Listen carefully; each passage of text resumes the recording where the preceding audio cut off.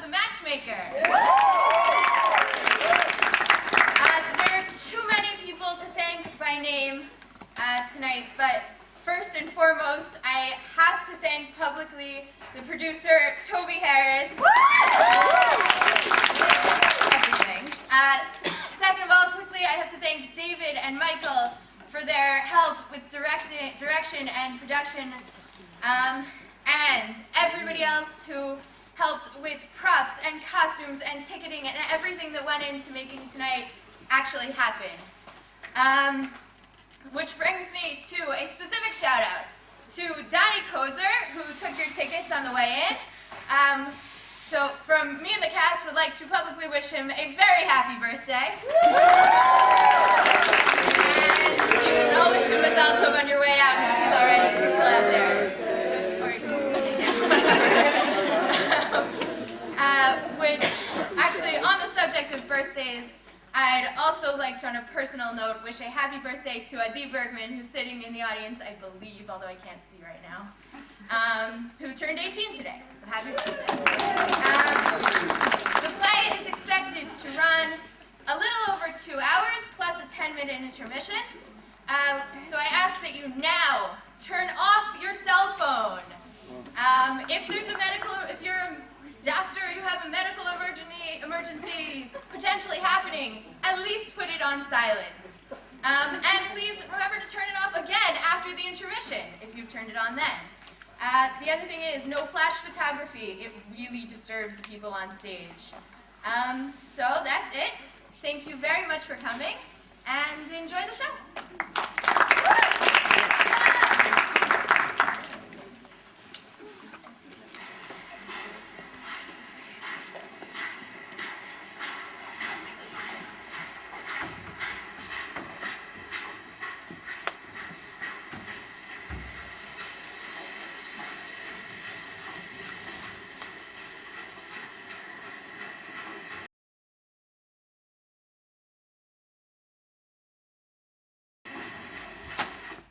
Tell you for the 100th time, Mr. Kemper, you'll never marry my niece. And I tell you for the 100th time that I will marry your niece, and right soon too. Never, never! Boys, go play by somebody else's window. Your niece is of age, Mr. Vandergelder. Your niece is consented to marry me. This is a free country, Mr. Vandergelder, not a private kingdom of your own. There are no free countries for fools, Mr. Kemper. Now, I do thank you for the honor of your visit. Good morning. Mr. Vandergelder, please sit still one moment. If I cut your throat, it will be practically unintentional. Ermengarde is not for you, nor for anybody else who can't support her. And I tell you, I can support it. I make a very good living. No, sir. A living is made by selling something that somebody needs at least every year. Yes, but... And I'll tell you that a million is made by selling something that somebody needs at least once a day. That's not true. You artists produce something that nobody needs at any time. Yeah, you may sell a picture once in a while. Joe, go over there and stamp 3 times. I want to have a talk with Cornelius. You may sell a picture once in a while, but you'll make no living. Not only can I support an art, but I have considerable expectations. Expectations? We merchants don't do business with people who promise to pay us, I don't know, some way or somehow, someday. So the answer is no. No, Mr. Kemper.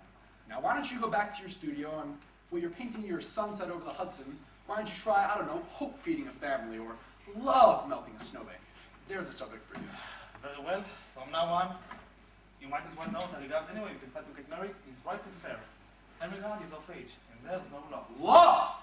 Let me tell you a little something about the law, Mr. Kemper. Many of the people in this world are fools, and the law is there to prevent crime. So it is us, men of sense, that are to prevent such foolishness. So it is I, not the law, that will prevent you from marrying my niece. And I've already taken actions to do so. I've sent her away. You sent her away? Yes!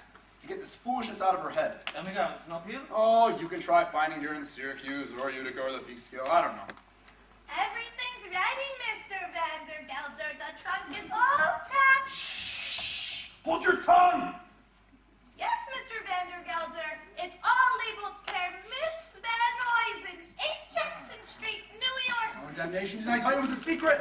Care Miss Van Huysen, 8 Jackson Street. Thank you very much. Good morning, Mr. Vandergelder. It won't help you. Death! At least you can do me the favor of being dumb. Such a temper. Lord save us. Yes, Mr. Vandergelder? Go and have my niece's trunk brought around to the front of the store. Yes, Mr. Wait! Gertrude, has Mrs. Levi arrived yet? Don't shout. I can hear perfectly well. Certainly the labels are ready. Have the buggy brought around to the front of the store in half an hour. Yes, Mr. Vandergelder. The This morning, I'm leading my lodge parade down to Spite and Diva, and then I'm going to New York. But first, I want to ask you something. Yes, Mr. Vandergelder? I think I'm going to promote you. How old are you? I'm 33, Mr. Vandergelder. What? I'm 33. That's a foolish age to be at. I thought you were 40. No, I'm 33. Oh, that's a foolish age to be at. We pay him wages to make mistakes. Don't we, Joe? I was thinking of making you my own chief clerk. What am I now, Mr. Vandergelder? You are an impertinent fool! But, if you behave yourself, I'll promote you from impertinent fool to chief clerk.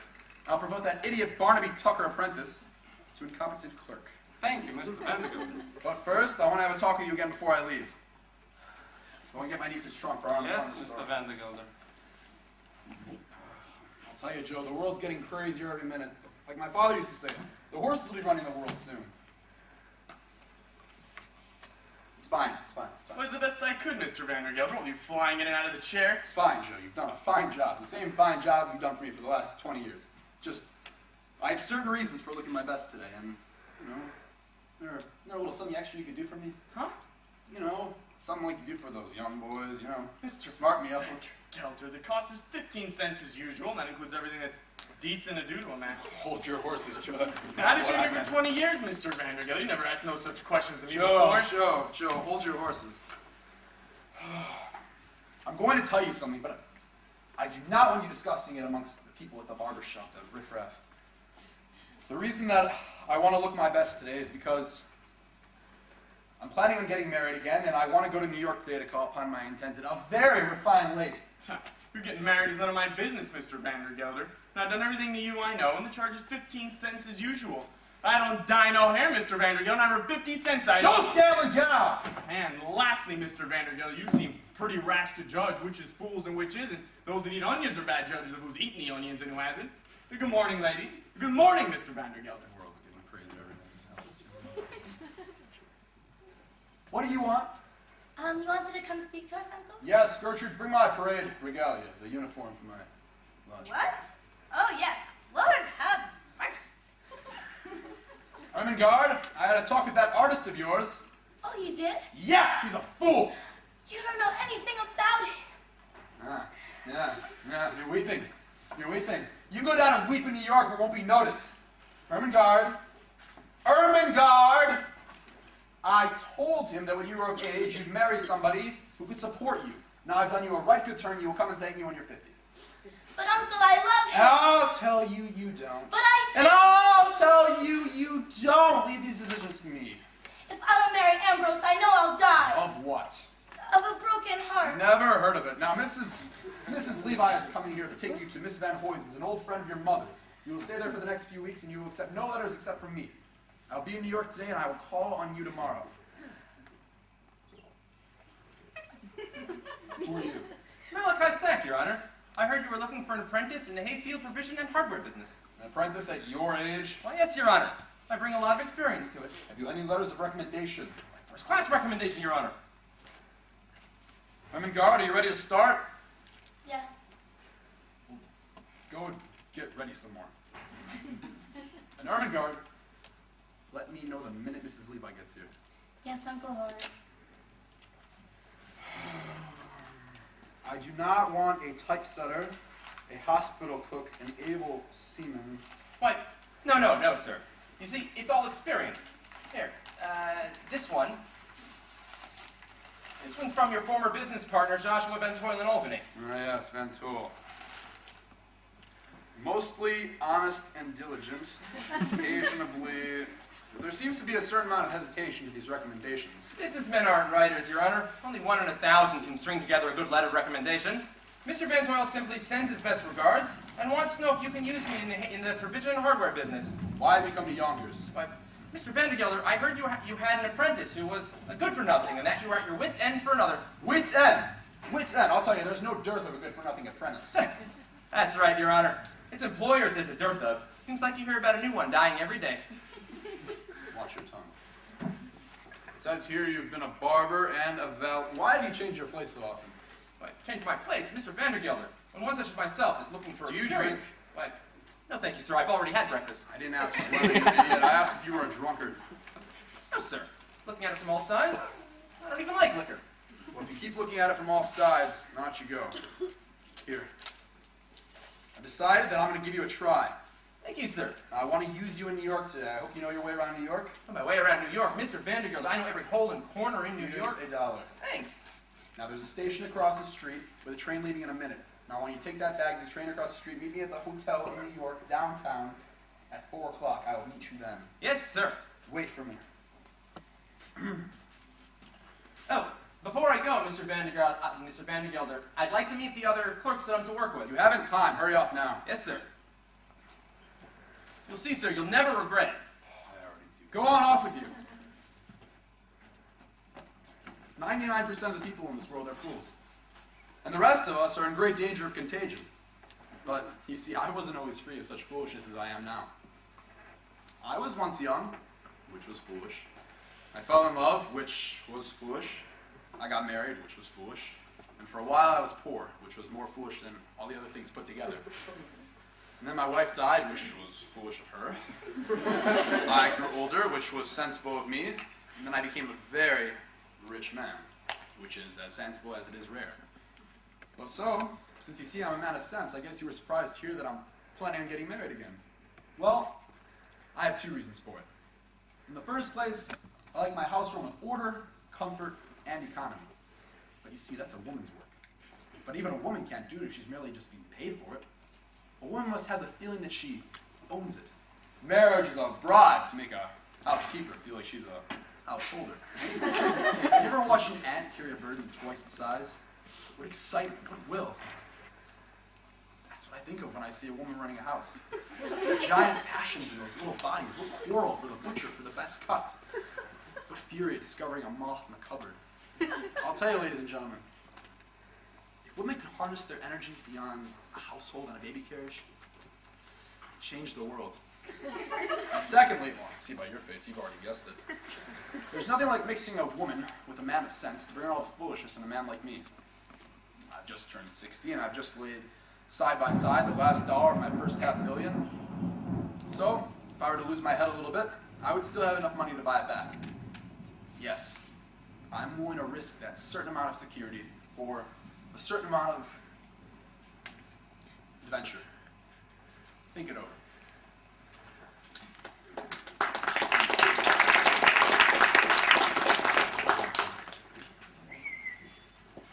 Ambrose, oh, if Uncle saw you here. Get your hat.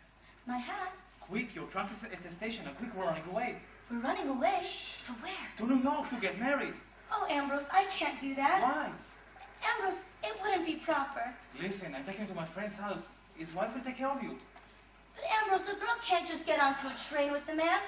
I can see you don't know anything about girls. But I'm telling you, we're going to get married. But what would Uncle say? We don't care. We're not going to Uncle say. We're eloping. Eloping? Ambrose Kemper, how could you say such an awful word to me?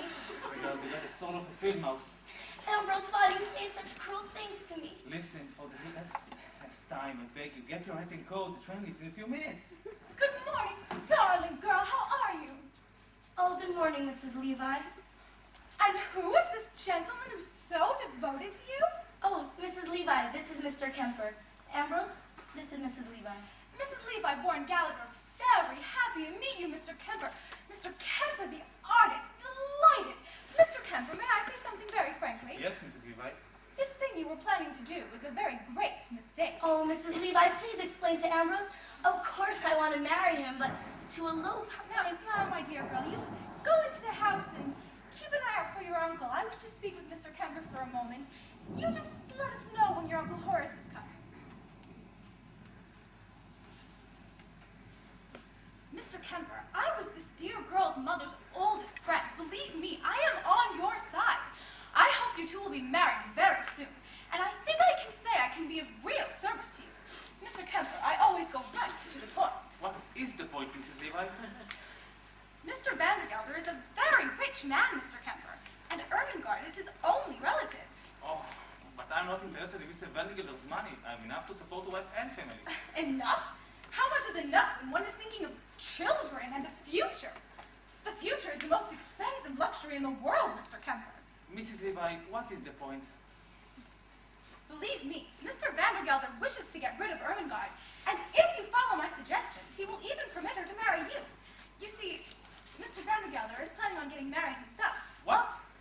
Master? Married? Mr. Kemper! To you, Mrs. Levi? Oh, no. I am merely arranging it. I am helping him find a suitable bride. For Mr. Vandergelder, there are no suitable bride. I think we can safely say that Mr. Vandergelder will be married to someone by the end of next week. Well, what do you suggest, Mrs. Levi? I am taking Ermengarde to New York on the next train. I shall not take her to Miss Van Huysen's as is planned. I shall take her to my house. I wish you to call for her at my house at 5:30. Here is my card. Mrs. Dolly Gallagher Levi, varicose vein reduced. I beg your pardon. I beg your pardon, consultation free. I meant to give you my other card.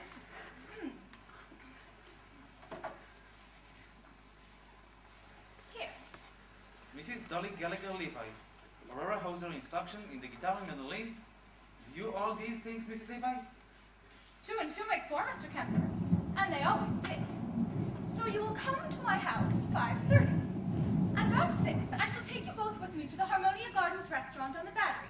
Mr. Vandergelder will be there, and everything will be arranged. How? Oh, I don't know. One thing will lead to another. How can I trust you? It would easily make our situation worse. Mr. Kemper, your situation couldn't possibly be worse. I wish I knew what to get out of this, Mrs. Levi. That is a very proper question. I get 2 things, profit and pleasure. How? Mr. Kemper, I am a woman who arranges things.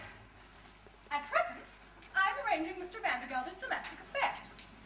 Out of it, I get, shall we call it, yes, why don't we, little pickings? I need little pickings, Mr. Kemper, and especially just now, when I haven't got my train fare back to New York. You see, I am frank with you. That's your profit, Mrs. Levi, but where do you get your pleasure? My pleasure? Mr. Kemper, when you artists paint a hillside or a river, you change everything a little. You make thousands of little changes, don't you? Nature is never completely satisfactory and must be corrected. Well, I am like you artists. Life as it is never quite interesting enough for me. I'm bored, Mr. Kemper, with life as it is. And so I do things. I put my hand in here and I put my hand in there, and I watch and I listen. And often I am very much amused. Not in my affairs, Mrs. Levi. I haven't finished. There's another thing. I'm very interested in this household here, in Mr. Vandergelder and all that idle, frozen money of his. I don't like the thought of it lying in great piles, useless, motionless in the bank, Mr. Kemper. Money should circulate like rainwater. It should be flowing down among the people through dressmakers and restaurants and cabmen, setting up a little business here and furnishing a good time there. Do you see what I mean? Yes, I do. New York should be a very happy city, Mr. Kemper, but it isn't. My late husband came from Vienna, Mr. Ephraim Levi. Oh my, now there's a city that understands this. I want New York to be more like Vienna and less like a collection of nervous and tired ants. And if you and Ermengarde get a good deal of Mr. Vandergelder's money, I want you to see that it starts flowing in and around a lot of people's lives. Mrs. Levi, Uncle Horace is coming. Mr. Kemper, I think you better be going. Darling girl, Mr. Kemper and I have had a very good talk. You'll see. Mr. Vandergelder and I will be dancing at your wedding very, very soon. Oh, Mr. Vandergelder! How handsome you look! You take my breath away! Yes, dear girl, I'll see you soon. Oh, Mr. Vandergelder, I wish Irene Malloy could see you now. But then, I don't know what's come over you lately. You seem to be growing younger every day. Allowing for exaggeration, Mrs. Levi, if a man eats healthy, he should never look old. You never said a truer word. Oh, never see 55 again. 55?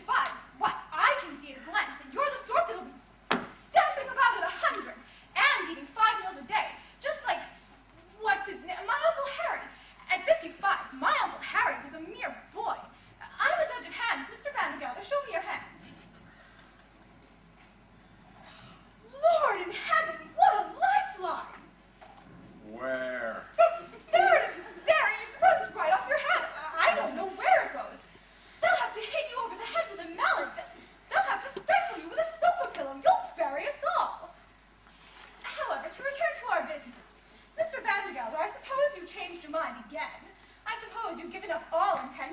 married. Not at all, Mrs. Levi. I actually have news for you. News? Yes. I have practically decided to ask Mrs. Malloy to become my wife. You have? Yes, I have. Oh, you have? Well, that's just about the best news I ever heard. Oh, dear me. Well, I guess there's nothing left for me to do but to wish you every happiness under the sun and say goodbye. Surely, Mrs. Levi, I thought that you'd have Well, I did have a little suggestion to make, but I won't. After all, you're going to marry Irene Malloy, and that closes the matter. What suggestion was that? Well, I had found another girl for you. Another? The most wonderful girl, the ideal wife. What's her name? Her name? Her name. Ernestina. Simple. Miss Ernestina Simple. But of course now all that's too late. After all, you're engaged. You're practically engaged to marry Irene Malloy. I am engaged to marry Mrs. Malloy. Nonsense! You can't break poor Irene's heart now and change to another girl.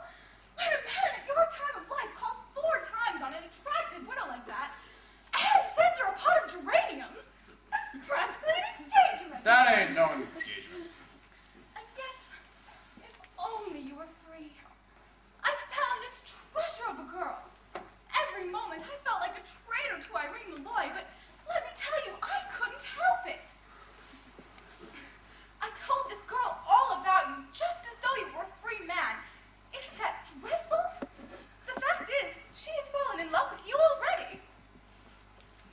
Ernestina. Ernestina Simple. Ernestina Simple. Of course, she's a very different idea from Mrs. Malloy Ernestina is. Like her name. Simple. Domestic. Practical. Can she cook? Cook? I've had 2 meals from her hands, and as I live, I don't know what I've done that God should reward me with such meals. I'm the best cook in the world myself, and I know what's good. How old is she? 19. Well, say 20. 20? 20, Mrs. Levi? Girls of 20 are apt to favor married men of their own age. But you don't listen to me, and you don't know the girl.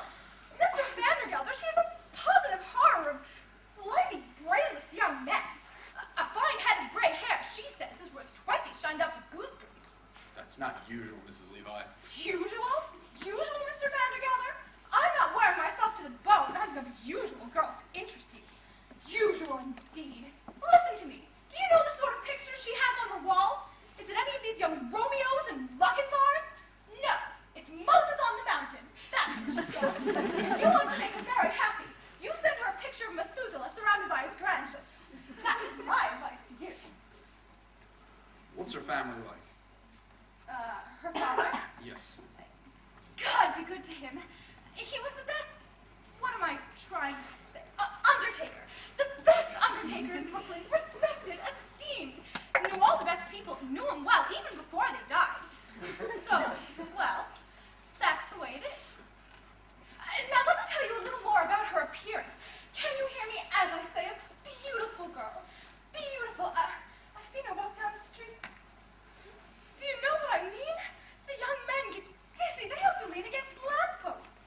And she, most eyes on the ground. And now I'm not going to tell you anymore.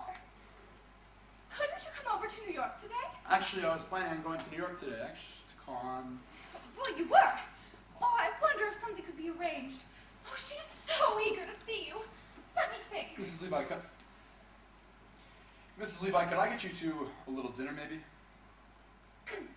Really, come to think of it, I don't see where I could find the time. I'm so busy right now over that wretched lawsuit of mine. Yes, if I win it, I don't mind telling you, I'll be what's called a very rich woman. I'll own half of Staten Island, that's a fact. But just now, I'm at my wit's end for a little help. Just enough money to finish it off. My wit's end. But perhaps I could arrange a little dinner. Let me see.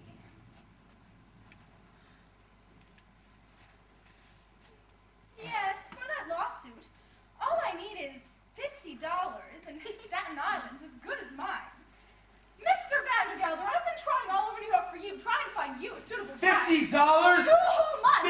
Mrs. Levi, that's no joke. I don't know where the money's gone these days, but it's been in hiding. Jeez.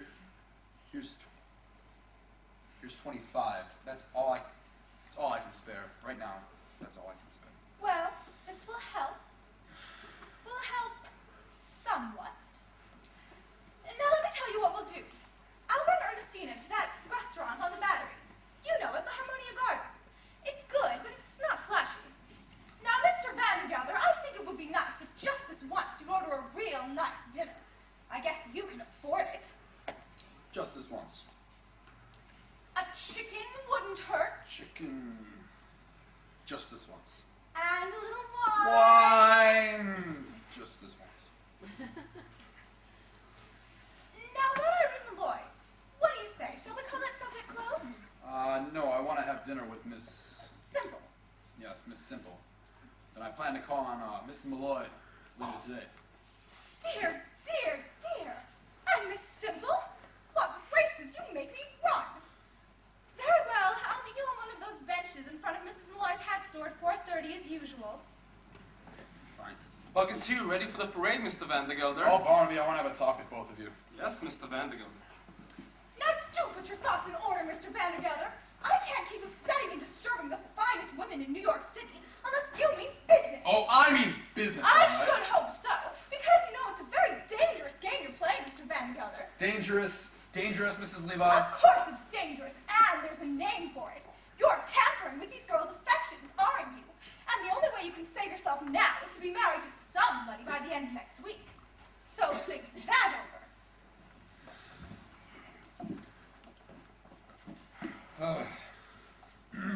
This morning I'm leading my lodge parade, and then I'm going to New York. I want to tell you something, but I do not want you discussing it amongst yourselves. I have some good news for you. You are going to have a mistress. I'm too young, Mr. Vandergelder. Not you, idiot! Speak when you're spoken to. I'm planning on getting married. Many congratulations, Mr. Vandergelder, and my compliments to the lady. It's none of your business. Now go back to the store. Have you any questions before I leave? Mr. Vandergelder? Yes. Mr. Vandergelder? Yes, Cornelius. Does the chief clerk get one evening free every week? So that's the way you want to begin your new chief clerk job, is it? An evening free. When I was your age, I got up at 5. I did not close shop until 10 at night. You ladies lie in bed until 6 and don't close shop until 9 so the line of customers have to bark their noses. No, sir. You will keep open shop until 9, and on the weekends you will remain open until 10. Now hear this. This is the first time that I've been away from the store over the weekend. And if I hear any foolishness in my absence, I'll discharge you. Evening free.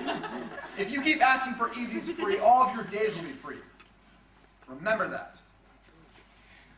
Oh. And don't forget to put the lid on the sheet dip.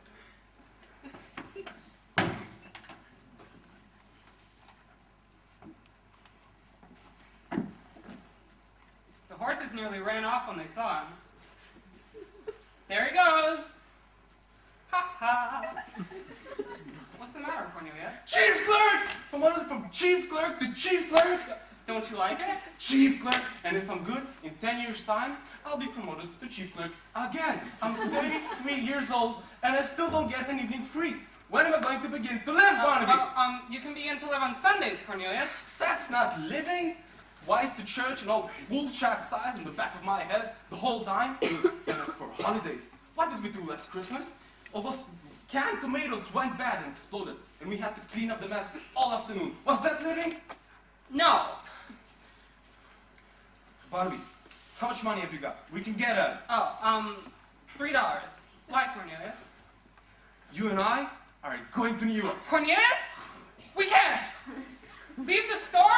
Some more rotten tomatoes are going to explode. Holy cabooses! How do you know? I know they're rotten. All you have to do is light a match under them. They'll make such a smell that customers can't come to the store for 24 hours. They'll give us an evening free. We're going to New York too, Barnaby. We're going to live. I'm going to have me enough adventures to last me until I'm partnered. So go and get your Sunday clothes on. What? Yes, I mean it. We're going to have a good meal, and we're going to be in danger, and we're going to spend all our money I'm going to get almost arrested. Holy caboose. And one more thing, we're not coming back to Yonkers until we've kissed the girl. Kiss the girl! Cornelius, you can't do that! You don't know any girls! Thankfully, I've got to begin sometime. I'm only 17. It isn't so urgent for me. You start breaking down on me now. If the worst comes to worst and we get discharged from here, we can always join the army. Wait. Didn't I hear you say you'd be a Wolf Trap's partner? There's no getting away from it. He's getting old. Look at him. If you close the store at 9 and you get up at 6, you get promoted upwards whether you like it or not. Yeah, wow, partner. Yes, you and I will be Vandergelder. I may rise a little. I'll never be a Vandergelder. Listen, everybody thinks when he's rich, he'll be a different kind of rich person from the rich people he sees around him. Later on, he finds out there's only one type of rich person, and he's it. Oh, but I'll be a nicer... No. The best of all would be a person that has all the good things a poor person has, and all the good meals a rich person has. But that's never been known. No, you and I will be Vandergelders. All the more reason then for us to try to get some living and excitement into us right now. Will you come, Barnaby? But Wolf Trap... All right, Cornelius. Mr. Hackle, are the trunks waiting at the railroad station? Yes, Mrs. Levi. Take a last look, Ermengarde. What? Take a last look at your girl at home, dear. I remember when I first left home. I gave a whinny like a young colt, and off I went. Oh, do you think I ought to be getting married this way, Gertrude? A young girl has to be so careful.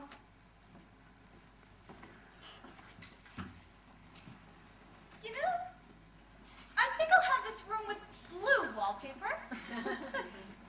Yes, in blue.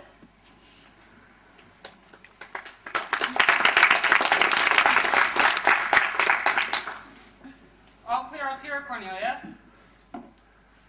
Cornelius, hold the candle steady. The bottom row is all right, but try the top now.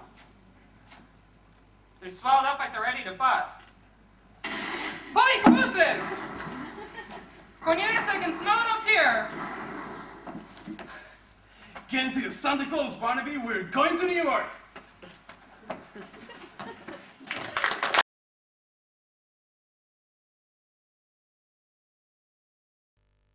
Of course I shall marry Horace Vanderbilt. Mrs. Malloy, I didn't ask. I wouldn't dream of asking such a personal question. Well, it's what you meant, isn't it? And there's your answer. I shall certainly marry Horace Vandergelder, if you should ask me. I know it's none of my business, but... Oh, speak up, Minnie, I can't hear you.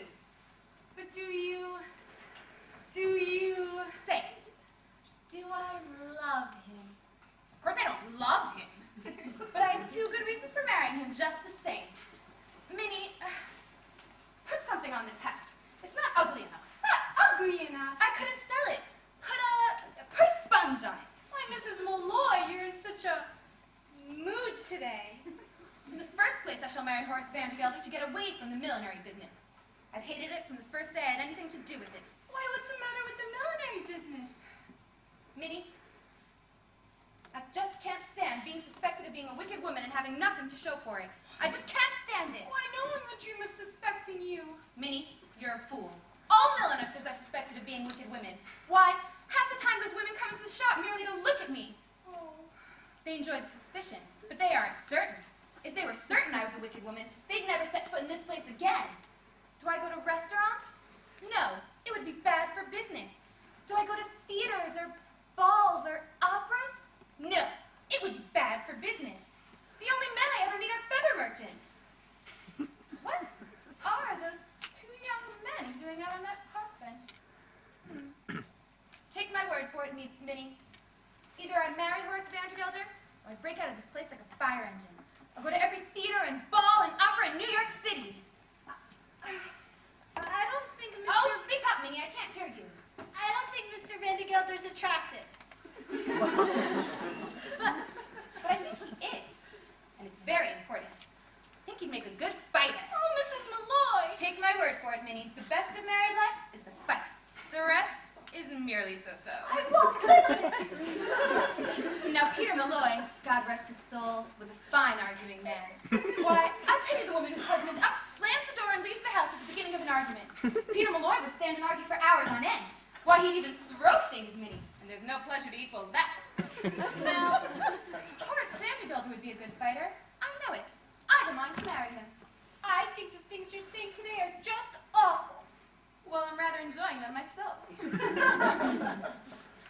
Mrs. Malloy, What, Minnie? those two men out there, it looks as if they need to come in here. Well, it's about time we had some men in this place. I give you the younger one, Minnie. You're just awful. Just wait till I get my hands on that older one. Mark my words, Minnie. We'll get an adventure out of this yet.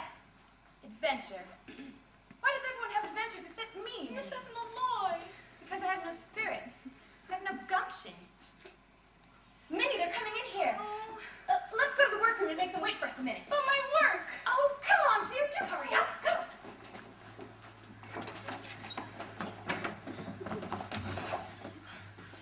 No one's here. Some women were here a minute ago. I saw them. That's Wolf Chap, all right. Well, we've got to hide here until he passes by. He's sitting down on that bench. It could be quite a while. Well, when these women come in, we'll have to make conversation until he's gone away. We'll pretend we're buying a hat. How much money have you got? Oh, 40 cents for the train, 70 cents for lunch, 20 cents to see the whale, and the dollar I lost. I have 70 cents. And I have $1.75. I wish I knew how much hats cost. Cornelius, is this an adventure? Not yet, but it may be. I think it's an adventure. There we go around New York all day and nothing ever happens. And then we come to the quietest street in the whole city, and suddenly Mr. Vandergelder turns the corner. I think it's an adventure. I think, Cornelius, that Mrs. Levi is there now. She's sitting down on the bench with him. What do you know about that? The one person we know in New York City, and there she is. Even if our adventure came along now, I'd be too tired to enjoy it. Cornelius, why isn't this an adventure?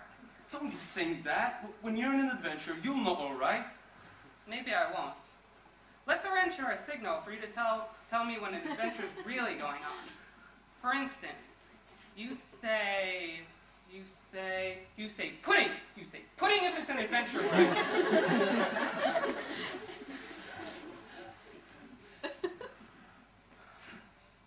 When these ladies come in, we'll have to make conversation.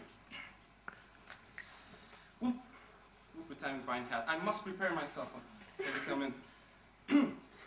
Good afternoon, Mrs. Malloy. Wonderful weather we're having. Oh, wait. Her name is Mrs. Malloy, right?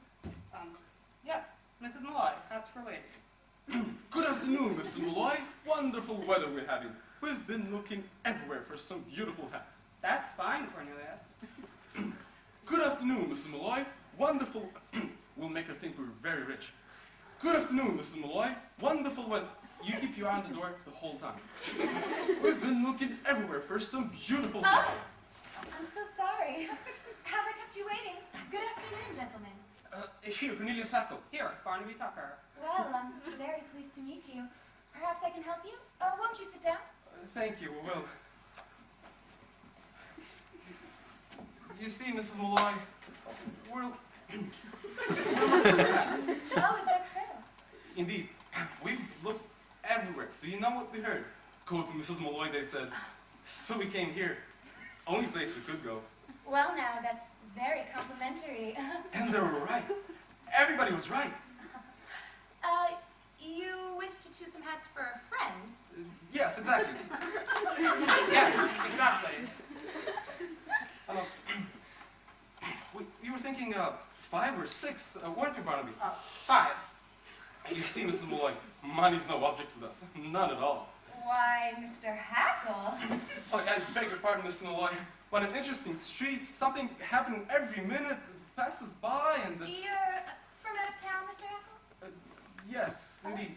Barnaby, keep one on the street the whole time, will you? You won't see that in Yonkers every day. Oh, yes, I will. Not all of it. Now this friend of yours, Mr. Hackle, couldn't she come in sometime and choose her hats for herself? No, oh no. It's a surprise for her. Oh, indeed. Well, that might be slightly difficult. It's not entirely customary.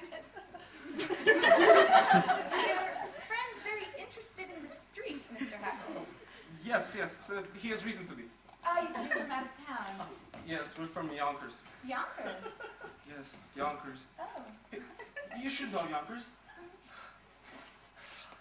Drives, Hudson River, Palisades. Some say it's the most beautiful town in the world. That's what they say. Really? Indeed. Mrs. Malloy, if you ever had a Sunday free, we'd love to show you Yonkers. It's very historic, too. Well, now, that's very kind of you. Perhaps, no, not those hats. Is there, have you, maybe Mr. Malloy would like to see Yonkers, too? Oh, I'm a widow, Mr. Hackle. Oh, you are?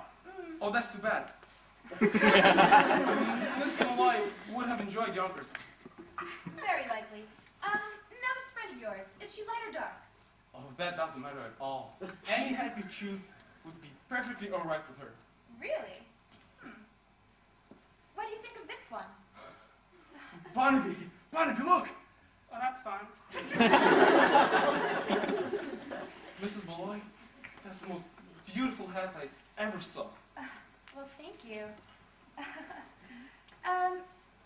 Your friend's acting very strangely, Mr. Hackle. Barnaby, stop acting strangely. When the street's quiet and empty, come back and talk to us. Now, what was I saying, Mrs. Malloy? Oh, yes, you should know Yonkers. As a matter of fact, I know someone in Yonkers. Perhaps you know him? It's, a Mr. Vandergelder. Vandergelder? What was it you said? Then you do know him. Horse Vandergelder. Yes, that's right. No. Beg your pardon, Mr. Malloy, what an attractive shop you have. Where does this door lead to? That's my workroom, Mr. Hackle. Everything is so interesting, Mrs. Malloy. Every corner. Barnaby, make a note of the furniture. Wonderful furniture. Clothes for ladies. Just lovely. Barnaby, make a special note of the tables. Precious piece of furniture with a low-hanging cloth. Perhaps your friend would like some of this, new Italian straw? Mr. Vandergelder is a very substantial man and very well liked, they tell me. Lovely nature, ma'am. Oh yes, charming, just charming. He's a wonderful person. Has only one fault as far as I know, is as hard as nails. Oh. Apart from that, charming nature, ma'am. And, a large circle of friends. Yes, indeed, 5 or 6. 5! I suppose he comes and calls on you from time to time here? This summer we'll all be wearing ribbons down our backs. Yes. As a matter of fact, I'm expecting a call from him this afternoon. Cornelius, I think it's... Now, to show you some more... Look out! Beg your pardon, Mrs. Malloy. Mr. Hackle? Gentlemen? Come out of there. Help us just as once, Mrs. Malloy. We'll explain everything later. Mr. Hackle! We're as innocent as can be, Mrs. Malloy. Really, gentlemen, what are you doing? I can't have this. Come out from there at once. Cornelius! Pudding! Pudding!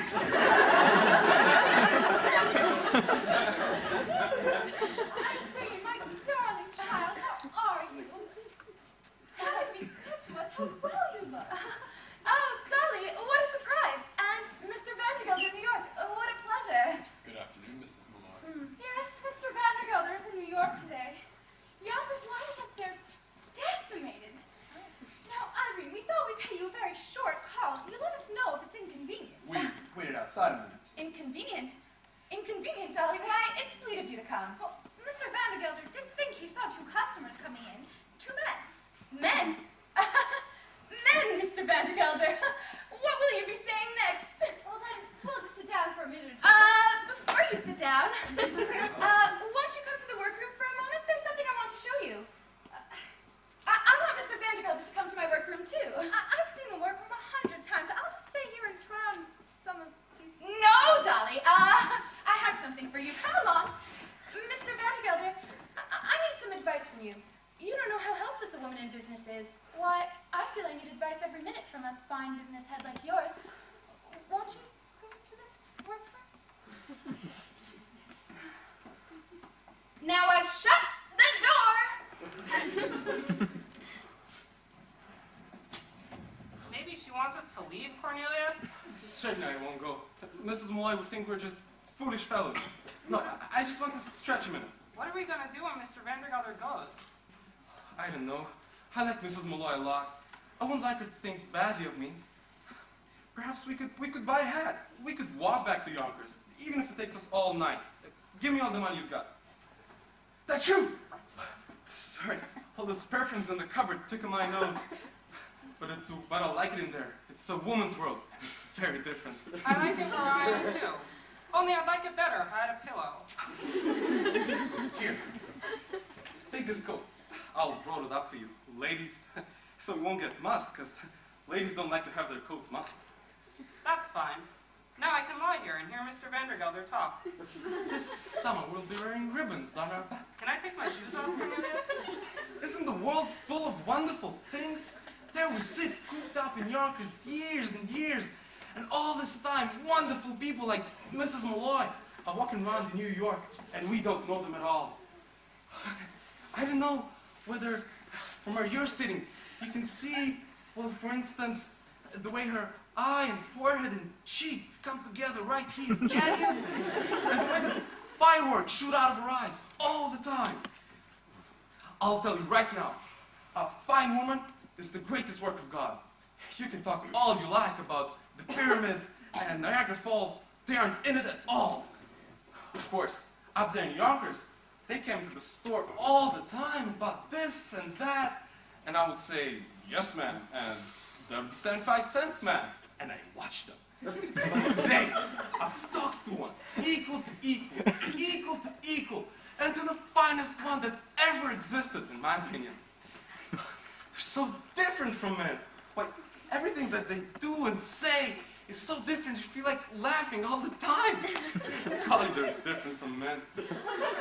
And they're awfully mysterious, too. You can never be really sure what's going on in their heads. They have a kind of wall around them of pride and play acting. I bet you could know a woman 100 years without ever being really sure whether she liked you or not. This minute I'm in danger. I'm in danger of losing my job and my future, everything that people think is important. But I don't care, because even if I have to dig ditches for the rest of my life, I'll be a ditch digger who once had a wonderful day. Barnaby! Oh, you woke me up. Barnaby, we can't go back to Yonkers yet, and you know why? Why not? We've been in danger. We've had a good meal. We've spent almost all our money. But there's one more thing we have to do before we go back to Yonkers. Cornelius, you're never going to kiss Mrs. Malloy. Maybe. But she'll scream. Barnaby, he doesn't know anything at all. You might as well know right now that everybody, well, except us, goes to life kissing right and left all the time. Well, thanks for telling me. I often wondered. I must find my handkerchief. Oh, Mr. Heckle!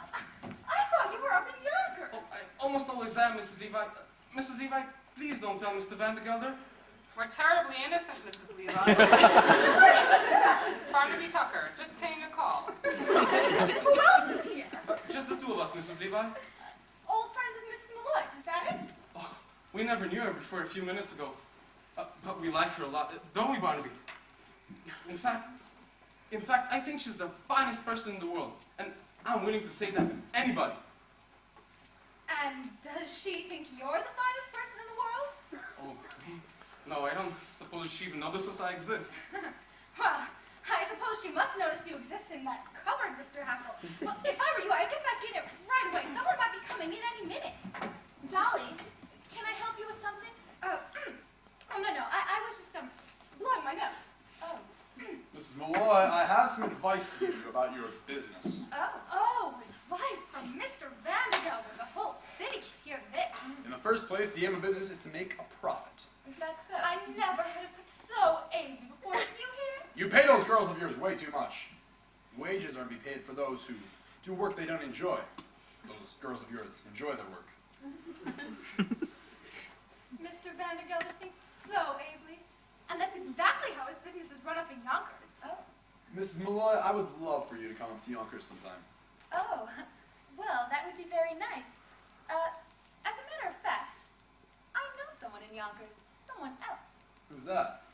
Someone quite well established, I believe, though a little free and easy in his behavior. Mr. Vandergelder, do you know Mr. Cornelius Hackle in Yonkers? Cornelius Hackle. I know him like I know my own boot. He's my chief clerk. Is that so? He's been working in my store for 10 years. Well, I never. Where would you have met him? Oh, just one of those chance meetings, I suppose. Yes, just one of those chance meetings. Cornelius Hackle has no right to chance meetings. Really, Mr. Vandergelder, it's quite unlike you to interrogate me in such a way. I think Cornelius Hackle is better known than you think he is. Nonsense. Well, he's in New York often, and he's very well liked. It ain't the same. Well, the truth might as well come out now as later. Mr. Vandergelder, Irene is quite right. Your head clerk is often in New York. Goes everywhere, has an army of friends. Well, everybody knows Cornelius Hackle. It ain't the same man. He goes to work all day and he goes to sleep in my brand room. So you think, but it's not true. Dog Gallagher, you're crazy. Listen to me. You keep your nose so deep in your account books that you don't know what goes on. Yes, by day, Cornelius Hackle is your faithful, trusted clerk. That's true. But by night, well, he leads a double life, that's all. He's here at the opera, in the great restaurants, and all the fashionable homes. Like, he's at the Harmonia Gardens restaurant 3 nights a week. The fact is, he's the wittiest, naughtiest, gayest, most delightful man in New York City. He's just the famous Cornelius Hackle. It ain't the same man. If I ever knew he went to New York, I'd discharge him. Who took the horses out of Jenny Lind's carriage and pulled her through the streets? Who? Cornelius Hackle. Who dressed up as a waiter at the Fifth Avenue Hotel the other night and took an oyster and dropped it right on Mrs. No, it's too wicked to tell. Oh, tell it, do tell it, go on. No, but it was Cornelius Hackle. It ain't the same man. Where would he have afforded such things? But he's very rich. Ha! Rich! I keep all of his money in my safe at work. He has $146.35. Oh, Mr. Vandergelder, you're killing me. Do come to your senses. He's one of the Hackles. The Hackles? They built the Raritan Canal. Then why should he be working in my store? Well, I'll tell you. You see, he came to Yonkers. I don't want to hear it. It ain't the same man. He sleeps in my brand room. I just made him my chief clerk. If you had any sense, you'd make him partner. Now, Irene, I can see that you were as taken with him as everybody else is. Why, I only met him once, and very hastily. Yes, but I can see that you were taken with him. Now, don't you be thinking of marrying him. Marrying? Why, Dolly, what are you saying? Maybe it'd be fine. But think it over carefully. He breaks hearts like hickory nuts. Who? Cornelius Hackle. Mrs. Molloy, how many times has he called on you? I'm telling the truth, Mr. Vandergelder. Only the once. Dolly Lever's been exaggerating, so I don't know where to look. Excuse me, Mrs. Malloy. I want to get that order ready for Miss Parkington. Oh, yes, we must get that out before closing. I want to send it out by the errand girl this evening. Oh, I almost forgot the code. Oh, no! Minnie, you imagine it! You're tired, dear! There's a man in there! Go lie down in the workman's dress! But there's a man in there! Minnie, you're a fool! But there's a man in there! He's a man there. We'll get him out. Come out there. Come out, whoever you are. There's no man in there! See?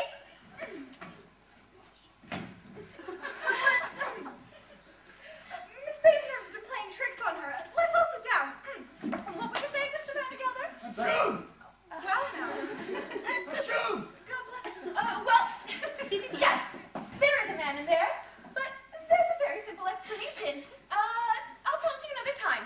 Thank you for calling on me. Good afternoon, Dolly. Good afternoon, Mr. Vandergelder. You're harboring a man in there? Well, yes, but there's a very simple explanation. For them now, good afternoon. Achoo! Achoo! Poor, the room's cruel, man. I'll never get over it. I can't even believe my own eyes. Come, Mr. Vandergelder. Ernestina Simple's waiting for us.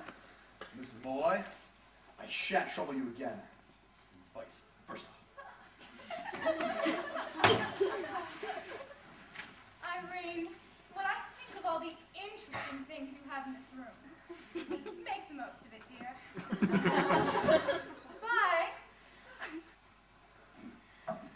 Bye.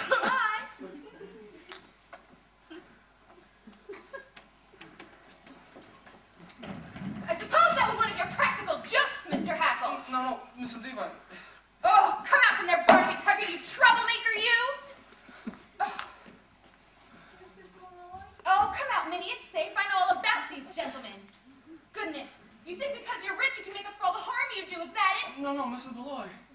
Minnie, this is Cornelius Hackle, who goes around New York tying people into knots. And that's Barnaby Tucker, another troublemaker. How do you do? Minnie, choose yourself any hat and coat in the store. We're going out to dinner. Mrs. Malloy? Pardon, Mrs. Malloy? If this Mr. Hackle is so rich, gay, and charming, he's going to be rich and gay and charming to us. He dines 5 times a week at the Harmonia Gardens restaurant, does he? Well, he's taking us there now. Mrs. Malloy? Yes, Minnie. Are you sure it's safe? Hold your tongue, Minnie. We're in a position to put these 2 men into jail if they so much as squeak. Jail, Mrs. Malloy? Jail, Mr. Hackle. Officer Cogarty does everything I tell him to do. Minnie, we've had a good reputation for years. Now we're in disgrace. We might as well make the most of it. Go on into the workroom. I know some ways we can perk up our appearance. Gentlemen, we'll be right back. Mrs. Malloy, I hear there's an awfully good restaurant by the railway station. Railway station? Railway station? Certainly not. No, sir. You're going to give us a good dinner in the heart of the fashionable world. Don't you boys forget. You've made us lose our reputations, and now the fashionable world's the only place we can eat. She's angry at us. Maybe we should run away now. No, I'm going to go through this, even if it kills me. Barnaby, for a woman like that, a man could consent to go back to Yonkers to be a success. All I know is no woman's going to make a success out of me. Jail, no jail, we're going to take these ladies out to dinner, so grit your teeth. Gentlemen, the cabs are at the corner, so forward march. Yes, ma'am. Oh, ma'am, I don't suppose it's too far away, but perhaps we could walk there. Minnie, put our things away. We're not going. Mrs. Malloy! I don't go anywhere I'm not wanted, Mr. Hackle. Good afternoon. I'm not very happy to have met you. But Mrs. Malloy! Well, it's clear you don't want us to come. You don't think we're fashionable enough for you, is that it? No, Mrs. Malloy. Well, we won't be a burden to you. Good afternoon, Mr. Tucker. Mrs. Malloy, we want you to come with us more than anything in the world. No, you don't. Look at you. Look at the pair of them, Minnie. Scowling, the both of them. But please, Mrs. Malloy. Well, then, smile. Go on, smile. No, that's not good enough.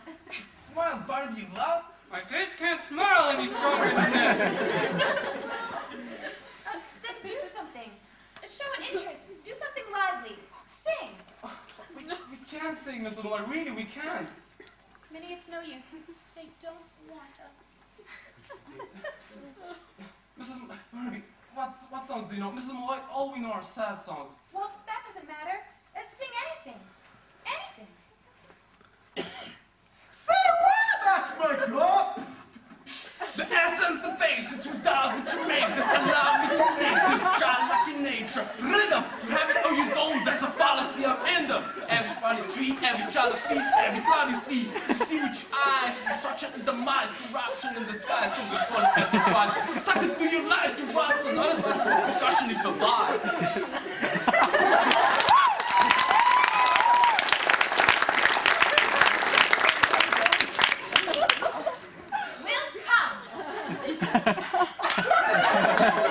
Gentlemen, you go ahead. We'll just lock up here. We'll be right along. Minnie, get me the key. I'll lock the workroom.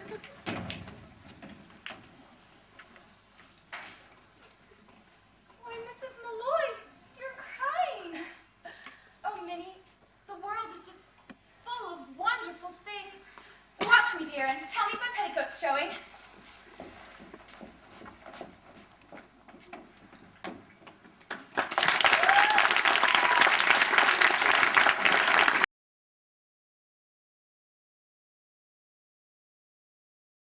Now, I want a table for 3. Listen carefully.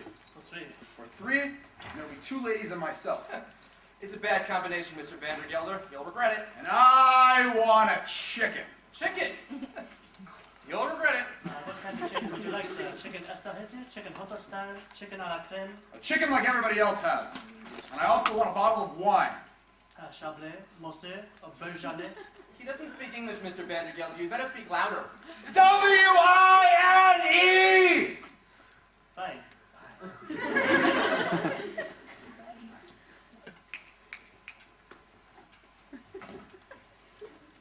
There's some people getting out of that cab, Mr. Vandergelder. It's Ermengarde and that artist. Remember what Napoleon said, Mr. Vandergelder? Oh, there's Mrs. Levi, too. Mr. Vandergelder, remember what Napoleon said. What? What did Napoleon say? First, observe the enemy. Hear what they're saying. Listen to them. See what they're planning. Be a Napoleon, sir. Outsmart them, Mr. Vandergelder.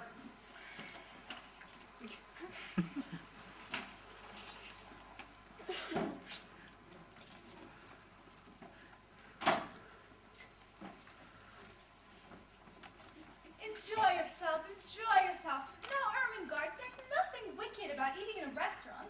There's nothing wicked even about being in New York. The clergymen just make those things up to fill out their sermons. Oh, but I don't want to eat in a public place like this. That's okay. They have some lovely private rooms upstairs, just meant for shy, timid girls like us.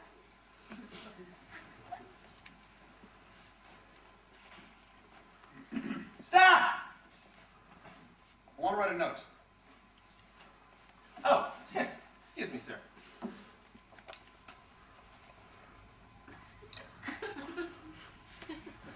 Go call the cabman. I want to have a talk with him.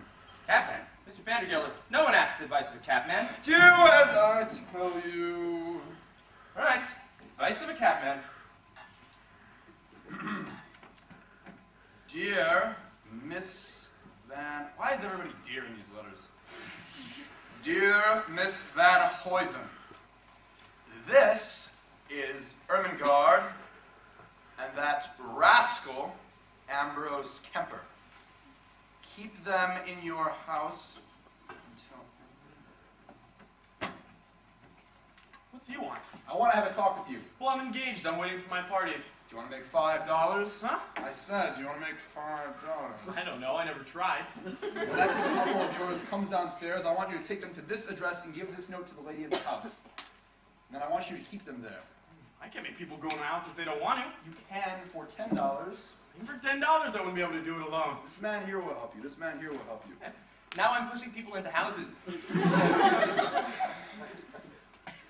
Miss Van Huysen, 8 Jackson Street. I will be there in an hour or two and I will pay you then. What if they call the police? What will I do then? It's perfectly honest business, perfectly honest. The young lady is my niece. I said the young lady is my niece. Sure. She's trying to run away with a good for nothing and we're doing everything to prevent it. Oh, I know them, sir, though, and in the end, rivers don't run uphill. What I told you, Mr. Vandergelder. Advice of a cabman. Stop! Bring them to that address and I will be there in an hour and I will pay you then. It's your friend. That's not a friend. That's an employer I'm trying out for a few days. You know, I can tell you're in business for yourself. You talk about liking employers. No one's liked an employer since business was invented. Nope, I tell you. I bet you think your cab horse likes you. My old Clementine, she'd give the right hoof for me. That's what all you employers think. You imagine it. The streets of New York are full of cab horses winking at one another. Well, let's go to the kitchen to get some whiskey. I can't push people into houses sober. You know, I've had about 50 employers in my life. This one is the most employer of them all. He speaks to everyone as though we were paying them. I had an employer once. He used to watch me from 8 in the morning until 6 at night. Just sat there and watched me, oh dear. Even my mother didn't think I was as interesting as all that. Yeah, being employed is like being loved. You know someone's thinking about you the whole time.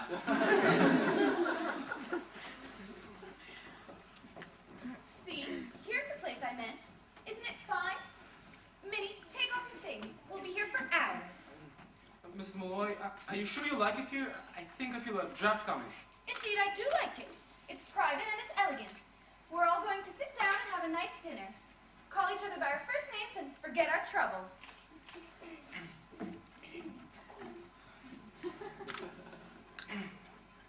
Would you like me to call the waiter? Well, do call the waiter. Why haven't you yet? What? Can't make a sound. I must have got a cold in that ride. I don't believe you. Barnaby, you call him. Waiter, waiter! I never thought I'd be such a fine place in my whole life. Mrs. Malloy, is this what they call a cafe? Yes, dear. This is a cafe. Sit down. Cornelius, Mrs. Levi gave us to understand that every waiter in New York knew you. Oh, they will. Good evening, ladies and gentlemen. How are you, Fritz? How are you, my friend? I am Rudolph. Of course, well, Rudolph, these ladies would like a little something to eat, if you know what I mean. Just if you can find the time. We know how busy you are. Cornelius, there's no need to be so familiar with the waiter. Oh, yes, there is. Minnie, what do you want to eat, dear? Oh, no, nothing. What do you want? Speak up. Really, I have no appetite at all. I'd like some sardines on toast and a glass of milk. Great Christones, what a sensible girl. Barnaby, shake me his hand. She's the most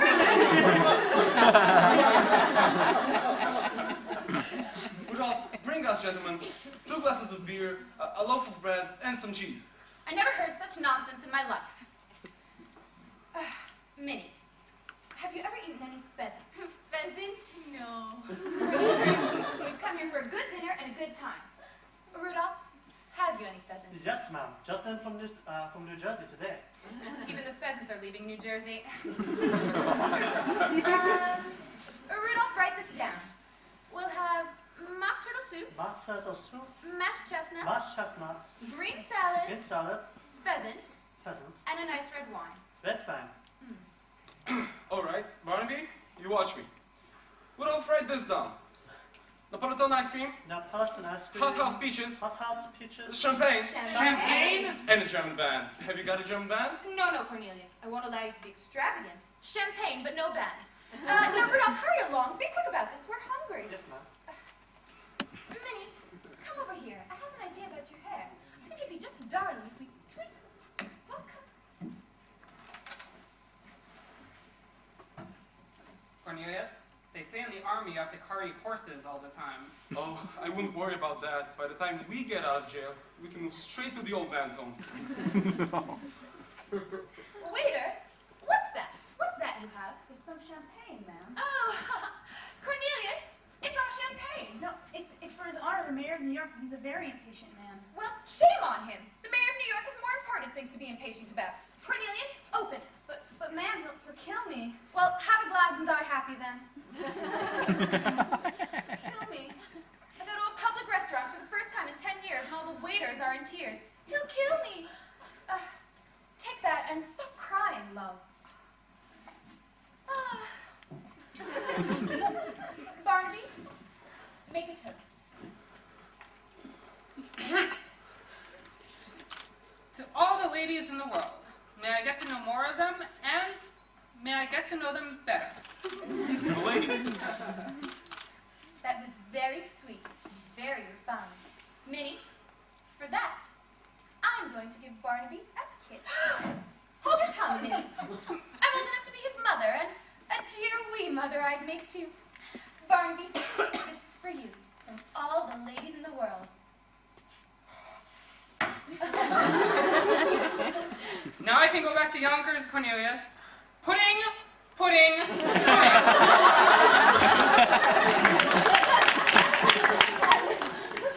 Look at Barnaby. He's not strong enough for a kiss. His head can't stand it. Oh, Minnie, I'm enjoying myself. To think that this goes on in hundreds of places every night while I'm at home darning my stockings. Is that music? Cornelius, dance with me. Oh, Irene, the Hackles don't dance. We're Presbyterian. Minnie, you dance.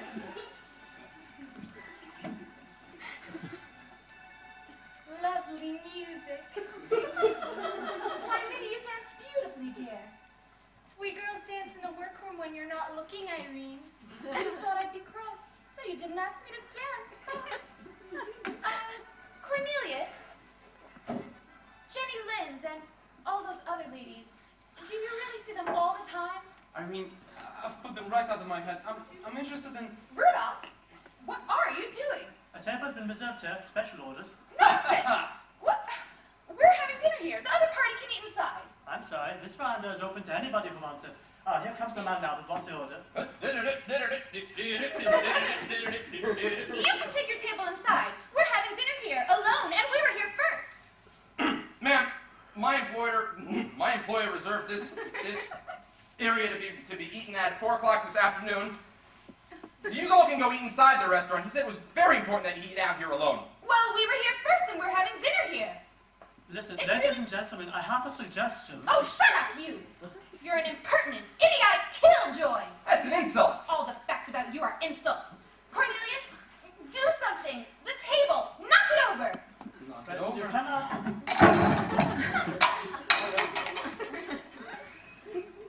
What do you have to say to that? Listen, I'm sorry, but nobody can eat here. This part of the restaurant is public. If you want to eat upstairs, you must. If you want to eat alone, you must go upstairs. I'm sorry, but that's the rule. No, we're eating here! Cornelius, knock it over again! Wait till you see my employer. What? No, what are you doing? I object! This is just wrong! Get out! Get out! Listen, ladies and gentlemen, I tell you what we'll do. We'll put up the table. A scream? What? We're not animals in menagerie. Cornelius, no scream! When you make a noise! I feel 10 years younger. No scream! No scream! No scream! No scream! No scream! Now you'll all learn something. Here comes my employer getting out of that cab. We're all knocking down too. That's right! Cornelius, that's wolf trap. Yes, it is. Oh, I think that the screen's a good idea. Rudolph, help us put this up. Like 3 or 4 could be a good idea. Yeah. Cornelius, stop changing your mind. Minnie, sit down. Rudolph, bring the soup.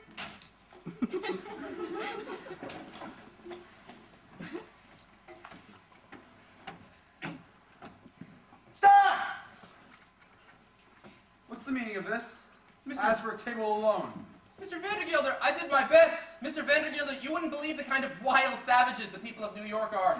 There's a woman over there, Mr. Vandergilder. Civilization hasn't touched her. Very poorly. When I have something I want done, it's done right. Come with my coat. Don't kill me. Oh, speak up. I can't hear you. My voice again.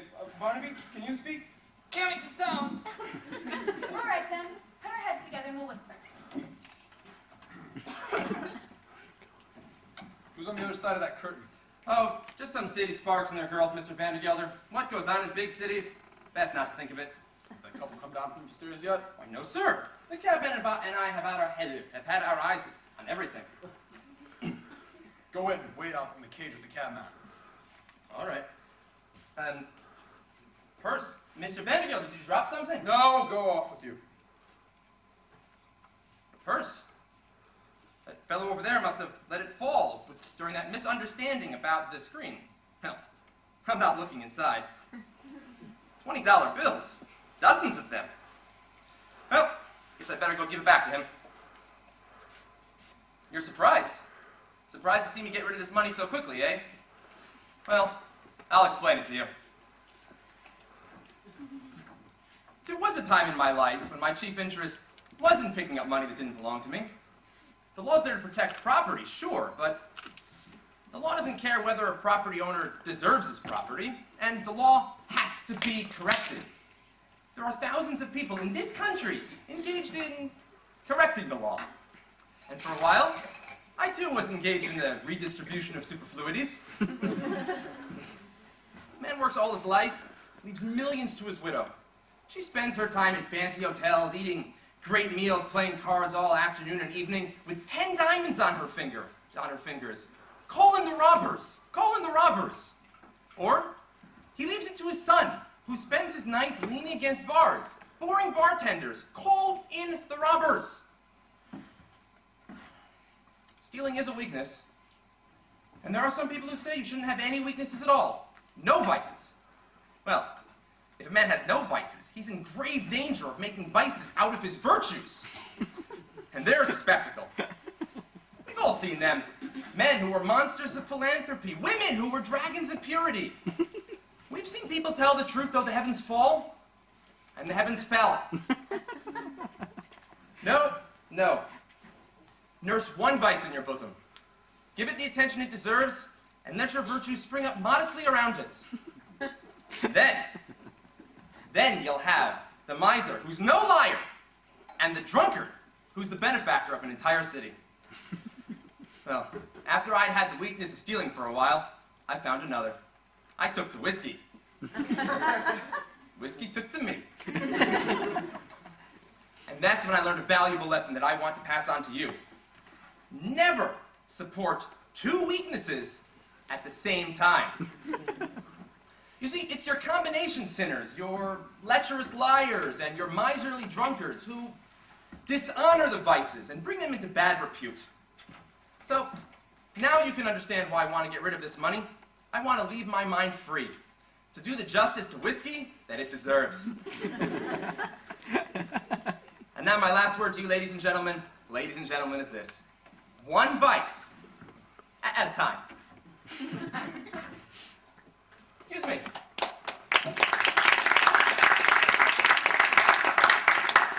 Can I speak to you a moment, please? Certainly can.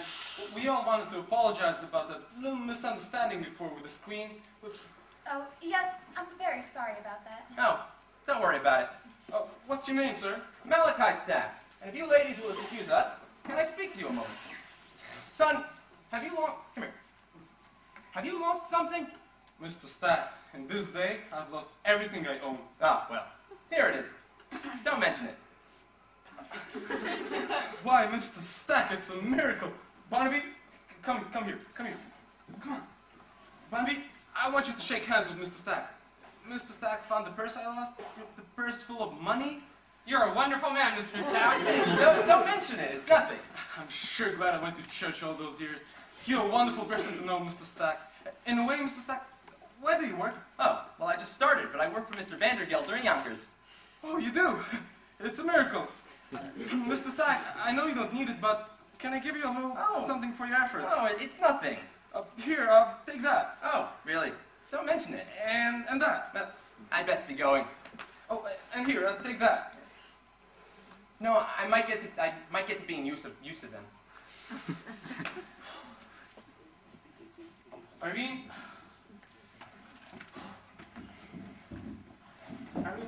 I feel a lot better about everything. In fact, I feel so well, I'm going to tell you the truth. Oh, I'd forgotten about this, Minnie.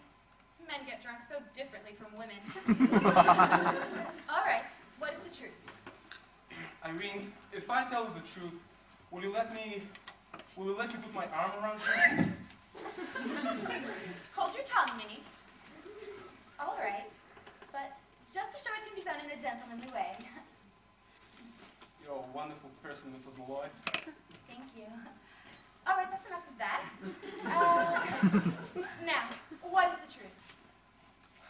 Irene, the truth is, I'm not as rich as Mrs. Viva and I said I was. Not rich. I almost never come to New York, and I'm not like she said I was. Bad, and I think you ought to know that at this very instant, Mr. Vandergelder was on the other side of that screen. What? Well now, so that's why we've been whispering. Well, let's not let him spoil our party. We'll put our heads together and we'll whisper and go on. Let's just have some more wine.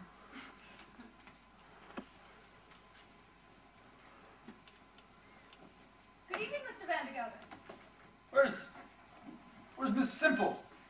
Mr. Vandergelder, I'll never trust a woman again as long as I live. What happened? She ran away this afternoon and got married. She did? Married, Mr. Vandergelder, to a young boy of 50. She did? Oh, I'm as disappointed as you are. I can't eat a thing. What have you ordered? A chicken, like you asked. Oh, I don't think I could face the chicken now. Waitress. How do you do? What's your name? August, ma'am. August, this is Mr. Vandergelder of Yonkers. Yonkers' most influential citizen, in fact. Now, I want you to see that he's served with the best you have, and served promptly. And there'll only be the two of us. Yes, ma'am.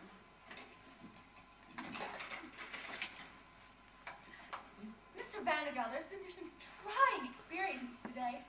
Men hidden all over Mrs. Malloy's door, like Indians in ambush. You don't need to tell them everything about me. Mr. Vandergelder, if you're thinking of getting married, you might as well learn right now. You have to let women be women. manage things very poorly. When I plan something, I expect it to be done just right. Where are you going? Oh, I just like to see who's on the other side of that screen. Good evening, Mrs. Levi. Who is it? Oh, just some city sparks entertaining their girls, I guess. Always listening at keyholes, always wanting to know more. I swear, dolly God, anybody who lived with you would be as nervous as a cat. What? What's that you're saying? I said that anybody who lived with you would Horace Vandergelder, get that idea right out of your head! I'm surprised that you even mentioned such a thing. Understand once and for all that I have no intention of marrying you. It's not what I meant, Mrs. Levi. You've been hinting around at such a thing for some time, but from now on, put such ideas right out of your head. Mrs. Levi, you misunderstood me. I hope so. I should hope so. Horace Vandergelder, you go your way, and I'll go mine. I'm not semi-reading the lawyer whose head can be turned by a pot of geraniums. Why, the idea of you even suggesting such a thing. Mrs. Levi, you completely misunderstood me. I certainly hope I did. If I were going to get married again, it would be to a far more pleasure-loving man than you. What? I'd marry Cornelius Hackle before I'd marry you. However, we won't discuss it any further. Here's August for that food. I'll serve it up. Yes, ma'am.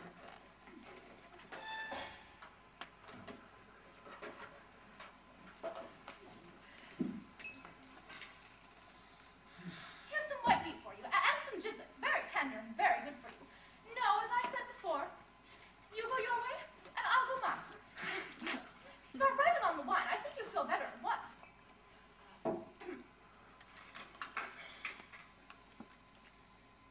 However, since you brought the matter up, there's one more thing I think I ought to say. We'll close the matter forever in a moment, but there is one thing I think I ought to say. It's true. I'm a woman who likes to know everything that's going on around me, who likes to manage things. You're right about that. But I wouldn't like to manage anything as disorderly as your household, as out of control, as untidy. You'll have to do that yourself.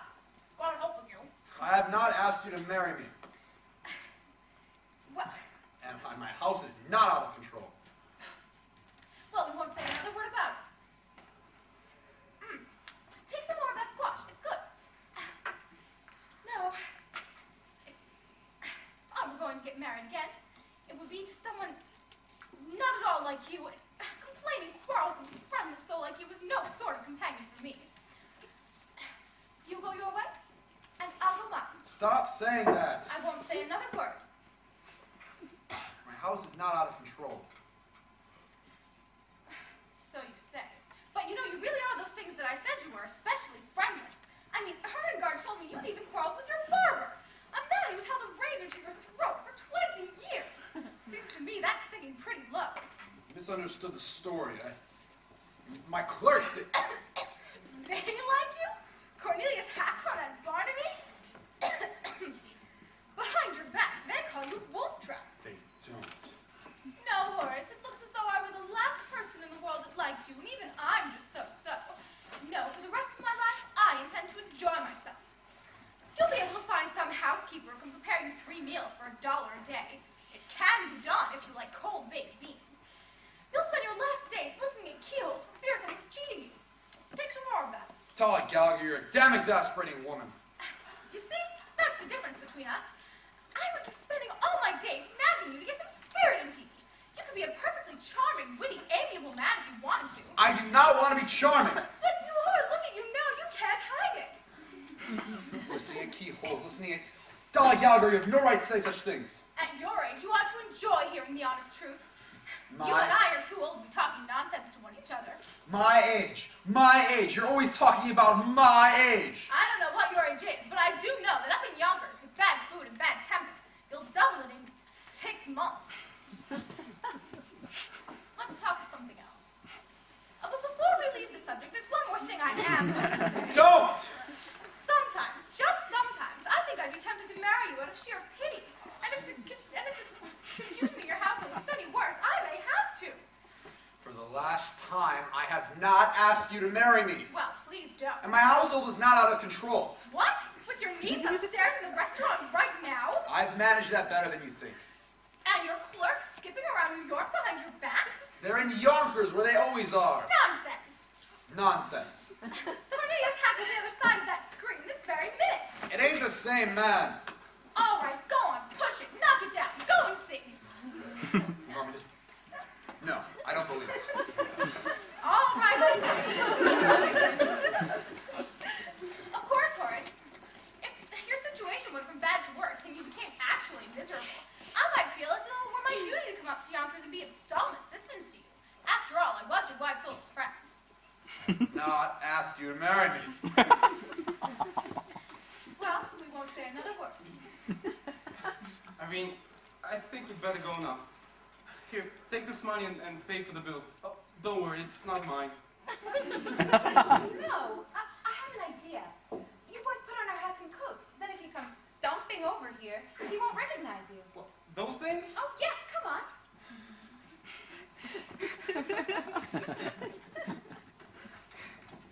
I've got a headache. I'm not hungry. I'm going home. I'm going to go to my hotel first. I'm going to go to Mrs. Van Huysen's. Just pay for this meal.